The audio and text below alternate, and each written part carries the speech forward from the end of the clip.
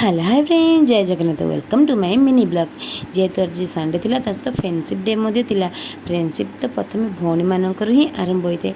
तो आम समस्ते फ्रेंडशिप डे रे बीच बाहरलु बुलाई बीच गला बाटे मोर कॉलेज पढ़ला कॉलेज को देखी मोर किसी पुराना स्मृति मन पड़ा और पुराना सांग मन पड़गला।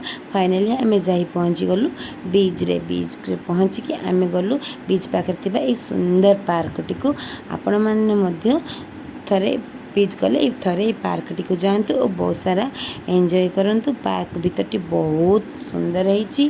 देखु ये मो गोपालपुर स्टेच गोपालपुर स्टेच देखिए पार्क भीतर पूरा बुलिबे बुलिक निज मन को शांति रखिए। निजर व्यस्तबहुल समय सहित समय भितर निज फैमिली को भी किछिटा समय दिंतु और निजक भी किछिटा समय दिंतु। निज समय सहित निज खुशी खुशी ही बंचतु निज को खुशी करंतु और निज फैमिली को खुशी करंतु। वीडियो भल लगे लाइक शेयर सब्सक्राइब कर दिंतु। रही जय जगन्नाथ।